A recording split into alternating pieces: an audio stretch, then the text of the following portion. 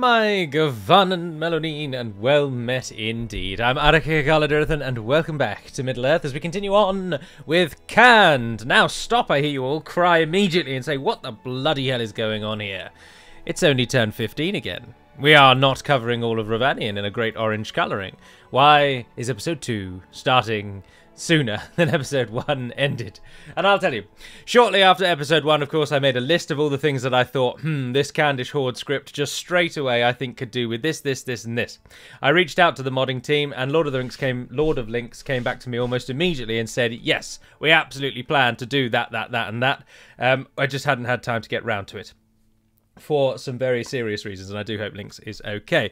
But Lynx then very swiftly implemented them, and that's happened between the recording of episode 1 and now 2. So given the number of comments suggesting how the campaign was going to be a real chore with the amount of debt we were going to accrue, I thought it probably was better to show you what you will actually get in version 5. So I started again, got to the point that we've taken Kizan Risa, and started from there. So I've renamed it to Kizan Risa instead of Arkishla because I preferred that. And also, I wanted to start at this point and not the point that I take the other 3 settlements, or the 2, because I wanted to show you exactly what they did. And so, as I talked about in the last one, and as one of the things I wrote down, it was indeed their plan all along to include a... what word do I want here? I can't think what I mean. Anyway, the King's Purse is improved, and as you take more cities, it reduces incrementally. That's what I'm after. So with one city, we've got a KP of 6,000, which, just as you can see, just about doesn't actually pay for our forces. But if we lose a few troops, we'll be all right. And that's obviously what will happen. As we then take a second city, the King's Purse will reduce, and it will reduce and reduce and reduce and reduce down. I think about 5 cities is the cap, which meant that when we got to Ilanin, we had enough money to build the Dark Sanctuary, which then leads on to point number 2. Last time, you may recall, I was building a refuge first, and that was actually a bug. The refuge is available to Canned when they side with the Blue Wizards, and actually doesn't do anything for the evil/horde mode Canned, so that was a minor bug that's now been rectified. So I was actually building, last time, I was building a culture-spreading building that would spread a culture I couldn't make use of because we require men of the East because we are evil. Good Canned, that which sides with the Blue Wizards, becomes nomadic and uses the nomadic culture, which we are not. So we are going to want to spread Dark Sanctuaries around instead. The third and final reason why starting again is a good point is because you may recall I discussed last time the Inquisitor building, and that I thought it was only available in Canned. Well, again, Lynx, the plan was to increase the spread of this building, and it is actually available in key Numenorian cities and some key just Northman cities as well. So the only location we are likely to actually build this is the Dorwinian, not capital, but major city really, of Karasant, which is this one on the west here. No, sorry, Karasant is the capital, because Santanwi is western. Yeah, moron. I named the bloody things and I've forgotten them already. Karasant is the one over here, which is the capital, and that's where we can build the Inquisitor's building. So, that's got you all caught up. The other thing that obviously many of you commented on, which I don't know why I didn't think of, and I feel almost stupid for having not done it, is of course I could capture cities far quicker as Canned if I simply split up my cavalry force and still kept an overwhelming advantage over the nations I was besieging. But as you'll note from the battles of the last few episodes, we outnumbered the enemies we went up against quite significantly, and we didn't need to. We barely took any losses. Now, if we divide the army up, we will likely take some losses because we won't have the overwhelming cavalry archer fire.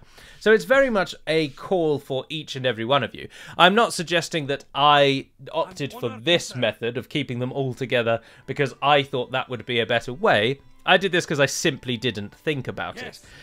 Let's not confuse me with someone who actually plans these things out. But for those of you who do think about the bigger picture, you can decide I'll keep them all together to minimize losses, or I will split them up and conquer Rovanian quicker. Of course, it won't be Ravanian for you. You can start wherever you like, but it's Ravanian for me.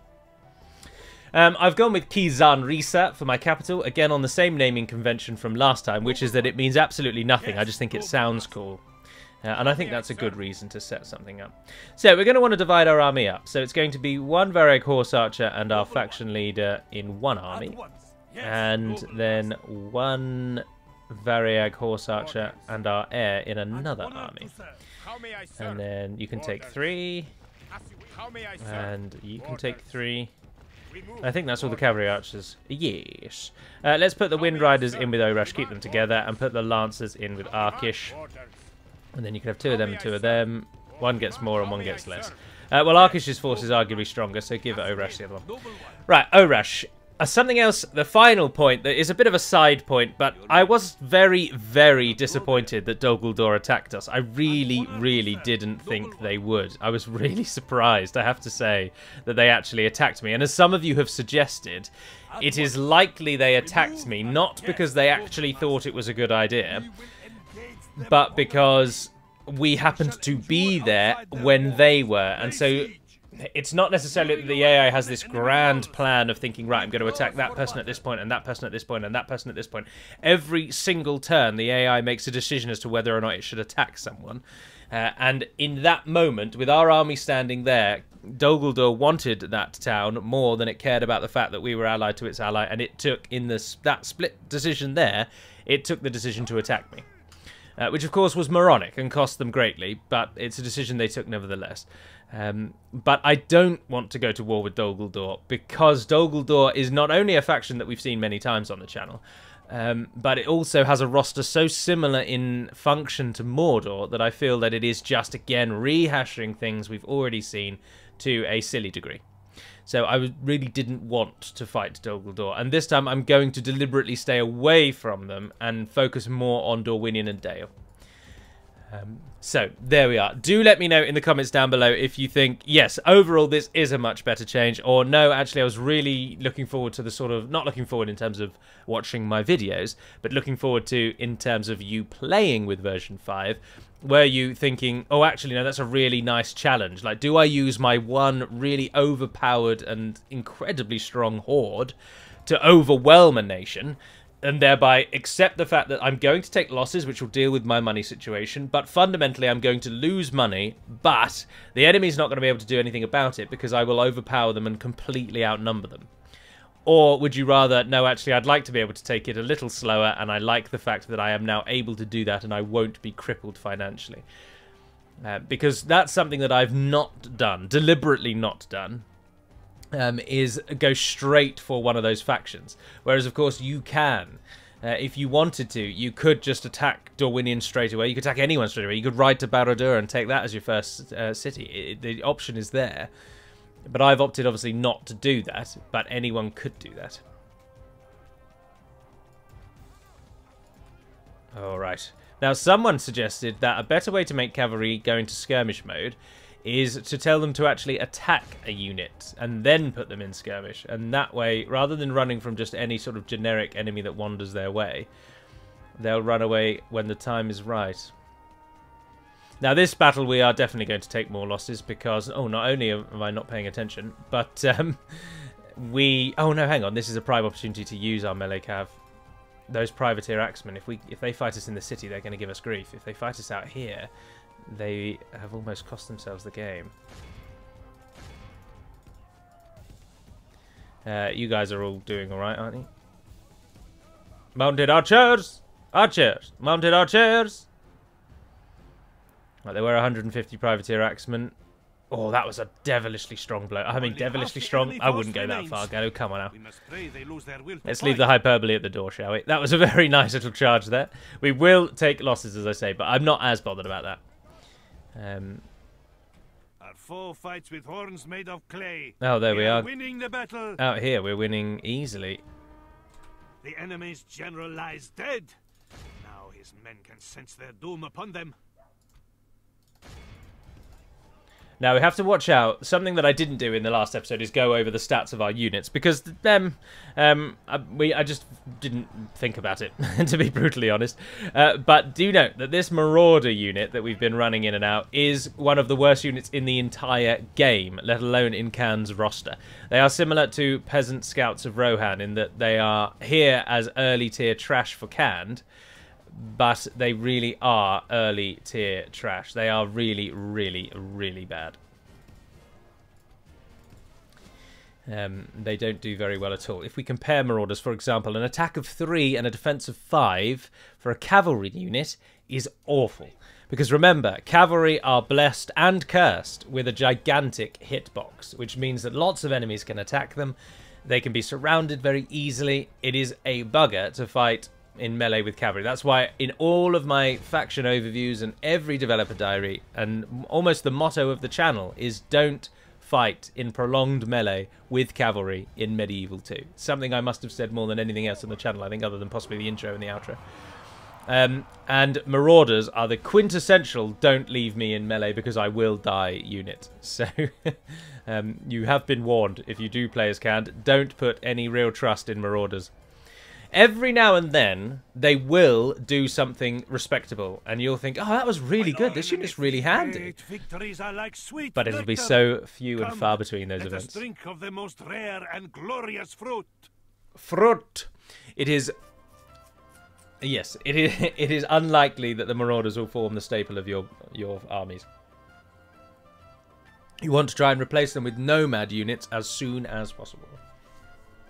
But they do serve a function. It is useful having cheap, available cavalry because, fundamentally, any cavalry unit, if used as a cavalry unit, and thereby appropriately, by charging into a bogged-down enemy, if they are used in that way, then even the Marauders can actually do a thing and can prove useful. But anything more than charging into the back of a unit you've already tied down will almost certainly spell their death. Right, this is where we run into a bit of a problem, though, because actually I think we now probably already border Dol Guldur, and so the more I think about it, the more it actually seems likely that war with Dol Guldur is inevitable. I was chuffed that Mordor stayed with us, though, and that was the bit that I actually really liked. I was intrigued to see what would happen. Oh, no, look, this is still Rebel. We'll try and take that, then. Bugger it. We're going to come into contact with Dol Guldur. As disappointing as it may be, that's going to be the only way to do it. Now, I could then immediately sue for peace. So if we take Brown Boat and then give it back to Dol Guldur in exchange for a ceasefire or peace, or an alliance even, then, of course, that solves the problem. But the thought of Mordor going to war with Dol Guldur is so intriguing to me. I would like that very much. Rohan and Isengard. Interestingly, Isengard now declares war on Lothlorien before it declares war on Rohan because of its proximity to... because of the new Isengard camp region in Fangorn Forest. They border this area up here, and for whatever reason now, in both of these tests, as I was walking across the world to reach my destination, Isengard declared war on Lothlorien. I thought that was rather interesting. At once. Yes. Also, from reading something I had noted in the beta channels, I don't know if it's Quenya or what it is, but Tusture, I believe, may actually mean brown boat, but in another language, so that it is no longer as jarring as it perhaps once was. And I can kind of get behind that. Right, let's try and get a Mason's Hall here. Note that we are still losing money because we've taken another region. But we're not now at turn 17 and 10,000 in debt, or whatever it was in the last one. But it does mean you've got to sort of pick and choose where you take, because... yeah, and let's actually try and get that there first as well. I think those are better. We're going to need to use prolific use of forts. Ah, Ruvan. If we took Ruvan instead. Tusture just seems like... I just want to take it so I can rename it Brown Boat, but it's just going to put us at war with Dol Guldur. But then, as I say, if that can mean that there's a Mordor-Dol Guldur war, then balls to it. I'm willing to take that bet on. I'd love to see them go to war. I'd love to see... Because Mordor if left to their own devices and no one interferes, i.e. you as the player don't interfere, Mordor will beat Gondor eventually. They will become very powerful and they will deal with Gondor. After that, they then normally move on to deal with Rohan. So they'll push into Rohan, which then frees up Isengard as well. And that, all of that means that the south, in the south, evil wins. We close for battle. And Shall endure outside their walls. Mordor winning those fights means that if Dol Guldur got involved, I'd be really interested to see what, A, the outcome of their fight, then what happens to their wars. Does Dol Guldur and Mordor's war mean that Gondor survives, which I should imagine, but also which one of Mordor or Dol Guldur would win in two armies that are very similar, both rely on just trash and crap. Which one bests the other? It's a fascinating question to me, and that is what I find why I'd happily let Dol Guldur attack me if it means that Mordor sides with me and then goes to war with them. But of course, there is no guarantee that Mordor would actually go to war with Dol Guldur. The only guarantee is that they will break the alliance. But then they might sit there as neutral for the rest of the game, so it may prove very inconclusive and we might learn nothing. Right, this one's going to be a little easier because they don't have any cavalry to run at us early doors, and this battle map is much more favourable to cavalry than the previous one. The best thing about Cannes, though, and something that anyone can appreciate and enjoy, no matter how much you might dislike the micro that is required to control the cavalry units, it's so much fun having a unit that shoots while it runs. The enemy are badly bloodied.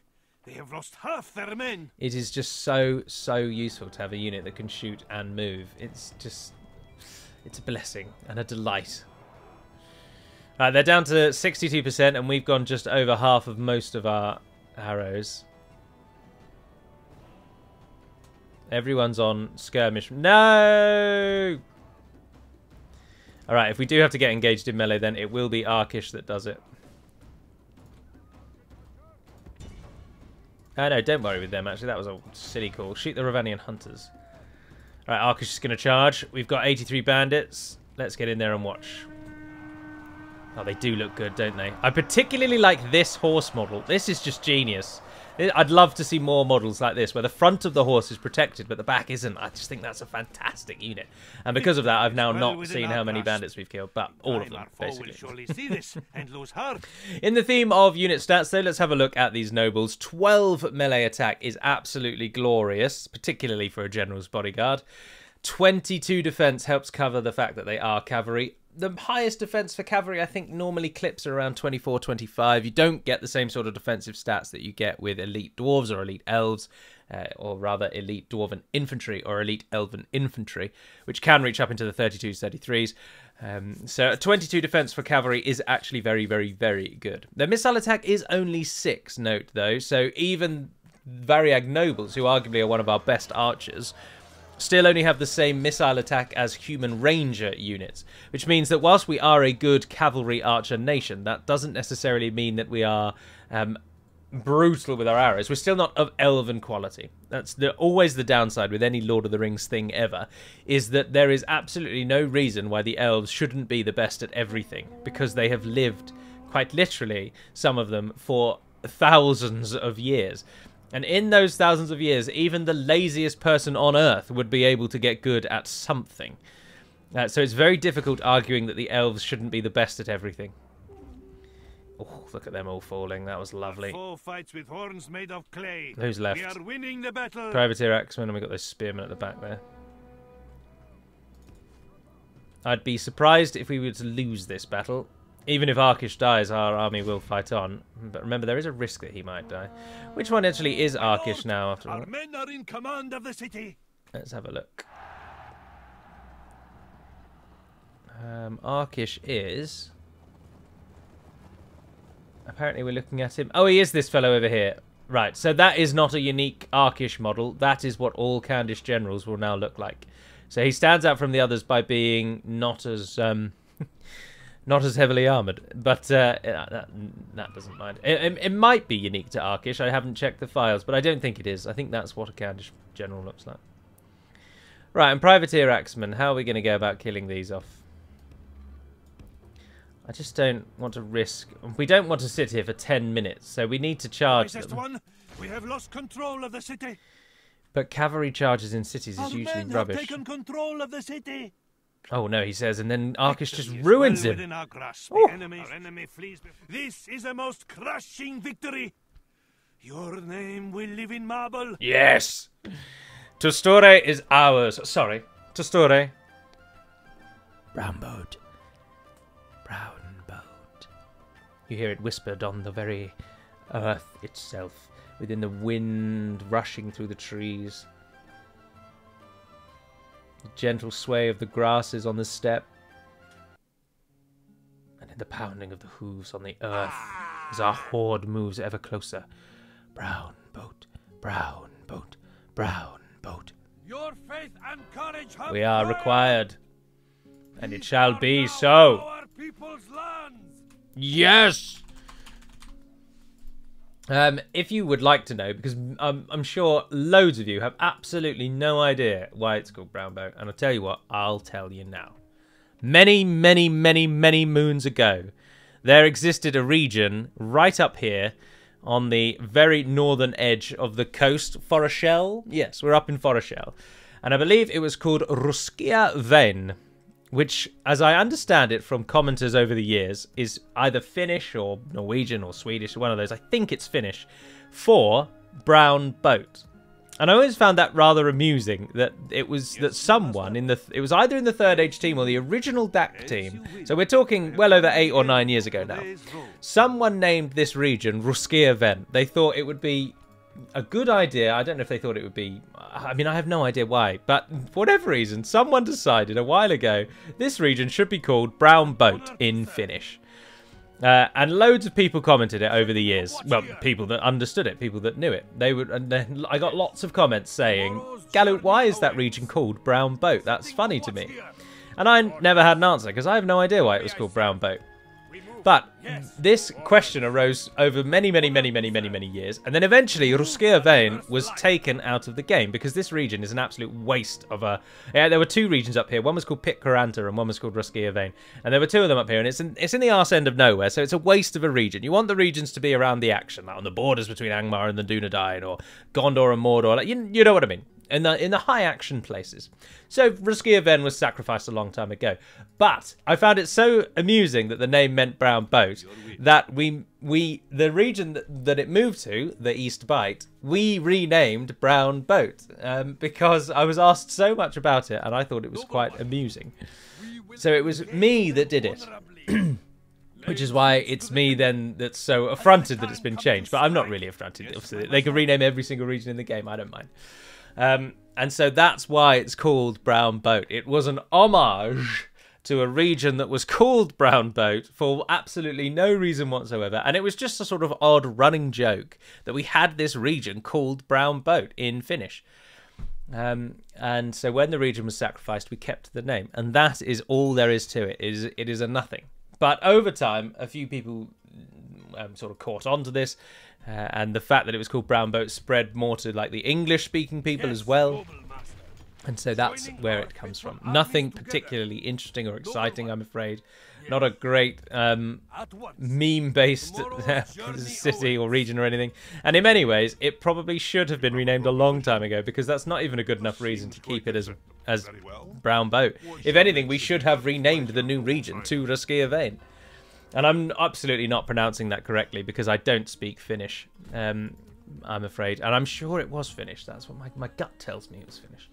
Right, our King's Purse has dropped to 3,000 now that we've taken 3 regions. So we started at 6, then it dropped to 4 with the second capture, and now 3,000 with the third. We're going to try and take Logarth and Berald. We're going to try and capture as many as we can. This one might put us into war with Dol Guldur. We might have just sacrificed those nomad horsemen for no reason. But we'll see. We are losing money quite significantly now. Troops are going to either have to go into forts or die. But at least it allows you just a little bit more time. Almost by this point in our first campaign, I think the first campaign ended at turn 26, didn't it? And by that point we were at minus 40,000 in debt already. Whereas now we're only 6 turns away from that once this turn passes. and we're at minus 4,000 instead, with a view to being maybe about minus 18 by the time we get there.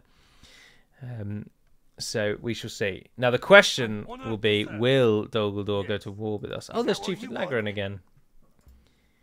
And the people in Logarth don't think they can hit us, so they're going to rise up and die sooner rather than later.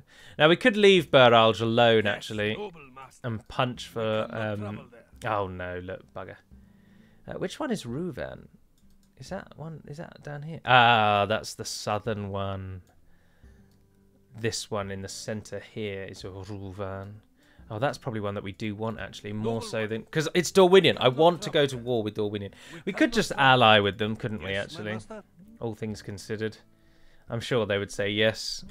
I just feel like we're passing up a golden opportunity to really shake things up and have Mordor attack Dol Guldur. What's your name? Todan. Todan, sir, if you would, jump through space and time. Oh, that's a question. That's a question I think I'm actually going to put to you, the viewer, if you've made it this far in, and if you're going to be watching along. Episode 2 normally gets a fair few views, so there should be a fair few comments. I won't make the decision in this episode. I will open it up to you. Should I ally Dol Guldur? Either type, yes, ally Dol Guldur, or simply find... Don't worry about the fact they've attacked us. We can still make it work. Or simply find the nearest comment that says, yes, you should ally Dol Guldur and like it. Or say, no, fight Dol Guldur. I want to see what happens if Mordor goes to war with them. Or find the highest rated comment that is in that vein and like it. I can't express that enough. Feel free to comment, obviously. I'm sure it helps the algorithm, I don't know. But it helps me more for adding up all the totals at the end. If you simply find a comment that's already posted what you want to say and simply like that comment. And then I'll be able to know. And as I say, don't worry that they've just gone to war with us, because we can still very easily get an alliance by sacrificing a couple of regions. That's not going to be a problem. Personally, I wouldn't do it, as you can tell, because I've already just banged on about it in this episode non-stop.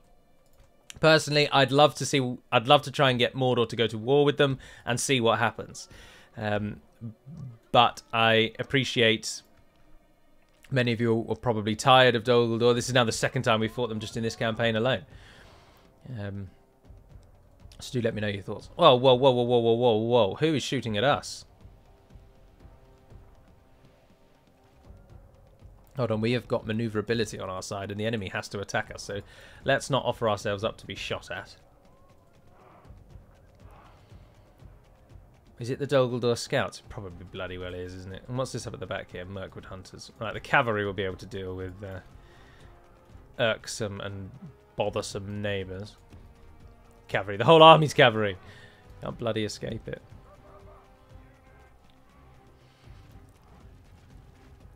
We seem to be, at the moment, though, wasting ourselves on the scouts charging us in their staggered and wide formation.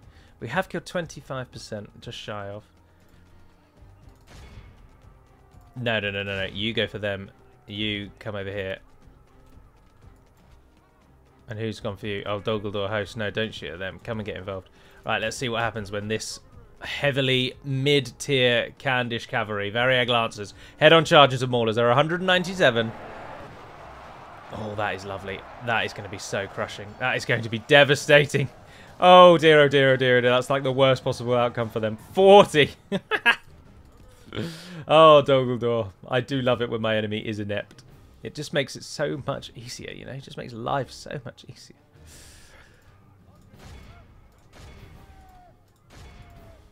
Target this Dol Guldur host. Right, yep. So, all get involved on those things. Varegs, thank you very much. Now go for the hunters. Nomad horsemen, come in on these goblins. Let's just punch them out. Nomad horsemen, let's just for your own viewing. 6 attack, 8 charge compared to the 9 and 13 of the lancers. An 18 defense plays a 10 defense as well. So they have the potential to punch deep into this unit because its total defense is only 2. So they will absolutely wipe it out. But there is a risk they might lose a few more than the lancers lost. Lancers stalling themselves on the... Only half the enemy having another go at the Maulers. Here come the Nomad Cavalry. Nomad Cavalry are slightly faster than the Variag Lancers as well. Do note that any horse that has this sort of barding is always slower. even if, and it's such a peculiar thing because animation speeds we can't change. You'd need an animator, someone who can actually fiddle with the animation files, to go into the animation file and physically speed it up, which is an arduous and difficult task. And so what I mean by that is if in the files we tell the game that this unit is as fast as this unit, because of the animation difference, they will never actually be as fast as one another. Which I always find quite interesting. Many of you may not. And you might be saying, Gallo, will you just shut up and talk and just watch as the enemy dies, please? And I'd understand your point. Alright. You guys have finished over there, haven't you? Now, cavalry archers are generally rubbish at charging into things because of their formation. So we're going to want to try and get something like the nomad horseman across. The only real exception to that, of course, well, our general is alright because he doesn't stand in the horde mode. Oh, that was useless. That was awful, Arkish. You didn't even kill a single one. Right, you're going to hit them for me. You're going to come in those hunters. You're going to go in on those. And you guys over there, come and hit them. And I trust you are dealing with those Mirkwood goblins. Should be. Arkish got away. Good, good, good, good, good. Dogaldor host. 116.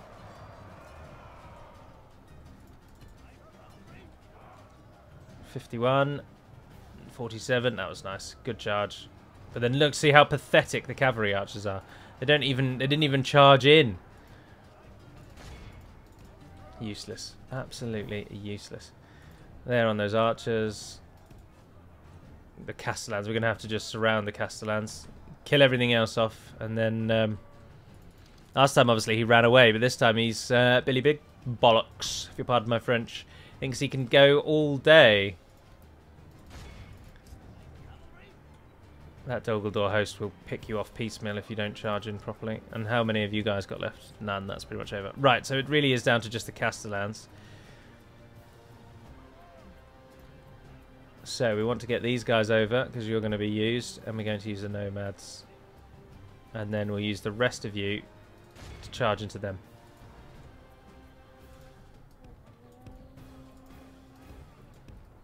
Trying to get cavalry to all charge where you want them to at the right time is a... like herding sheep. That's the thing that you heard. Herding pigeons, maybe chickens. What's the phrase that I'm looking for? Something that doesn't herd very easily.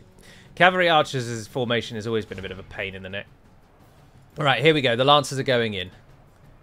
Keep them square on for me, if you would. Nomad horsemen, come over here. Alright, Khan Arkish, give us the Serpent Elixir before we hit them. And then charge everyone in. Lancers down, Lancers down. Oh, they are trying to run away now. Oh, nice. Oh, that wasn't too bad. Got a good few kills there. They actually hit them at the exact same time, which almost never happens. We are winning the battle. That is so unbelievably rare. Right, let's go again. Let's go again. This time Khan Arkish is going to get involved as well. Reasonable damage. Reasonable damage. These buggers, though, will not want to die easily. They are tanky. Tanky, tanky, tanky. Right, nice simple sandwich this time. We have cut off the serpent. Yes, the enemy's dead. General, victory is well within our grasp. This is a most crushing victory. 46. Your name will live in marble, and Lancers our and foes in sand. 413 kills of Variag Lancers. Goodness gracious. Heavy hitting cavalry is so powerful in this damned game. Unbelievably powerful.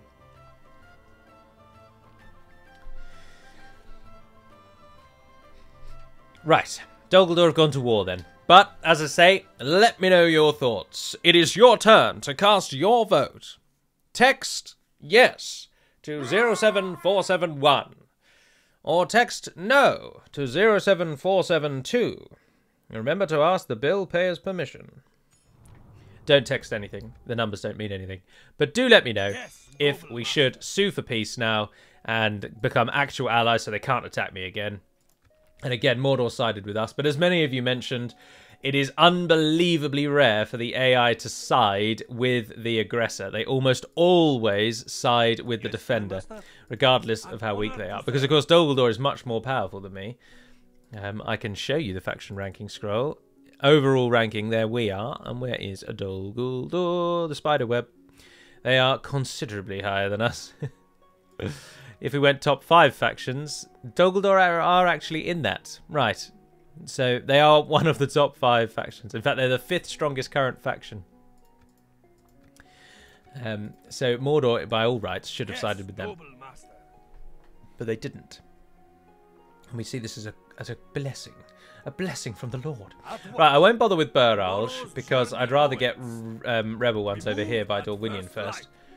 Tomorrow's journey awaits. I do already have trade rights with Dorwinion. I got those fairly early on. And speaking of, we should try and get trade rights with Dale again, actually. Well, not again, but just with Dale, full stop, really. So go and have a word with them, and we can talk to Dol Guldur on the way if we need to. Noble one. So Rawberg... no. So now that we've just gone to war, Brownbow is actually right out in the middle of nowhere and is likely to get hit. Curses. And we are still losing money hand over fist.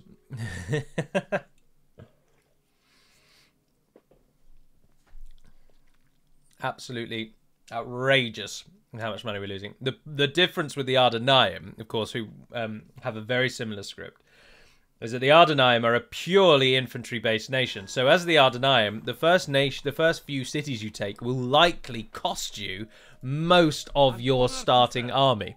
So you very quickly get back into making money because all of your troops are dead. So you're not paying to feed them anymore. But of course, with a horde like this, then you reach a tipping point where your army is so large that enemies just can't wound you. Like, we've taken a total of like less than, what, 50 losses, I think, total over this whole thing. Although, our culture spreads quickly there. 16% already. We've got a free upkeep. Hey! We are financially in a better position than we were from turn 1. And also, of course, remember the bugs have been fixed.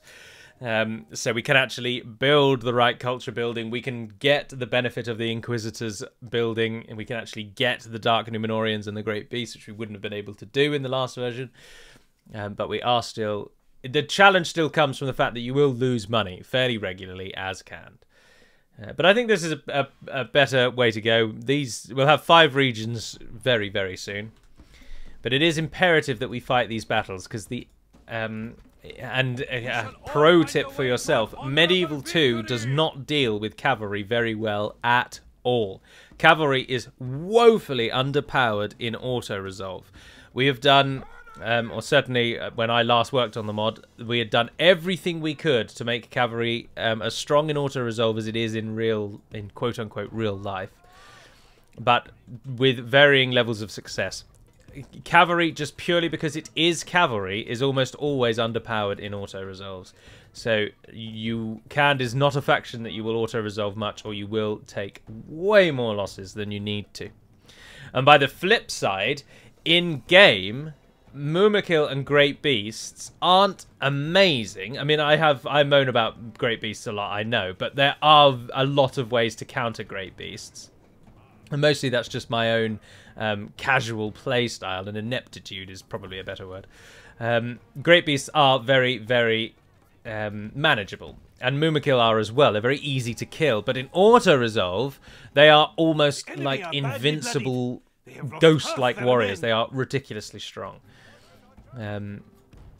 Whereas cavalry doesn't have that. So, and the difference there is that they're listed as elephants. So elephant units, absolutely brilliant. The game loves. Cavalry units, not so much. Right. The privateers are all going down quite nicely. Cavalry's still got a fair few arrows left. We've got some hunters trying to track us down. If you pardon the pun. The Valiant Spearmen over there are going to die.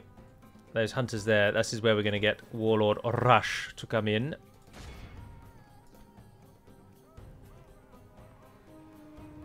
Just finish those off, Victory lovely. is well within our grasp.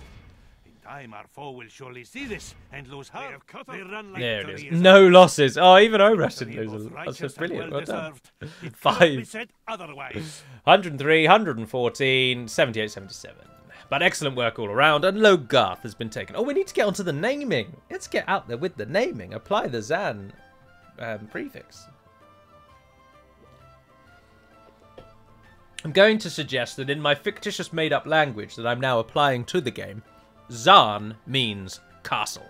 So Kizan Risa means castle capital something. Because it's flipped. And Logarth is going to be renamed to Zan something that I'm going to make up on the spot because that's part of the fun. I don't know why I've never thought of this. Always trying to stick to using Sindarin or making them thematic. But no. This is much better. That's cool. Look at all the dots.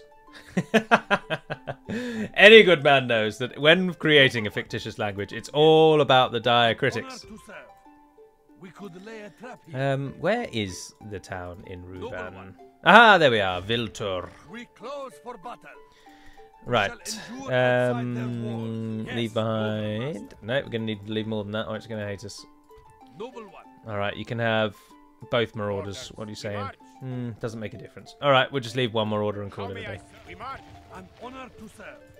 That's taken by Rune, which means we've bordered Rune on the south. There was a Dorwinian province there. So Buralj is now the only one left. And they're moving on Brown Boat, the buggers. Which is fortunate because I am going to end the episode there. Which is brilliant because then I'll get all your votes. Because if you are all going to say ally with Dol Guldur, then I'm going to sell them Brown Boat or give them Brown Boat for a ceasefire, and then we'll work on trying to get an alliance, or try and get it in the same turn actually. Whereas if you say no, go to war with them, then I will evacuate those nomad horsemen and get them for free, and just abandon the town really. But it currently isn't making us any money anyway because their upkeep is 245 and it only makes 133, so it is a net loss. So Warlord Orash, if you go and join Khan Arkish, and then we'll wait on what the good people say. But before we do end properly, let's have a look around the world then, as we did at the end of the last one. So Bursouth is still rebel, and as we expected, Vilta's still rebel, but then Arkish is too far away. Interestingly, Lest is rebel. I'm not sure why that is. That's peculiar, but won't worry about that. We could also go north, as we can see. Kondovan and Winterior are free, but anyway, that by the by. And Rune has scooped around as we expected. Dol Amroth filling into the void, and Harad doing better this time. They have... oh, are they? Or was that where they were last time? No, I think that's where they were last time. So Harad at the moment with no enemies, just mopping up rebel regions, and the Ardenai pushing on to Dol Amroth. So the Numenorians have met one another and are going to war. Otherwise, nothing to speak of different from last time, really. No, I can't see anything that stands out to me as peculiar. Do we still have a large Dunedain force knocking around up here? No, we don't. They have not got that large army that they had last time up somewhere. They pulled out of thin air, apparently. But anywho, that's your lot. I do hope you have enjoyed this second episode. I hope you don't mind that I started it again to make use of the new King's Purse features. I mean, I'm sure you won't mind, because the main reason I started again wasn't the King's Purse. It was mostly for the fixes to the buildings, because that was actually going to be a bit of a pain. But anyway, let me know if I should attack Dol Guldur or if we should ally them and just ignore them for this entire campaign. That would be fan-dabby-dozy.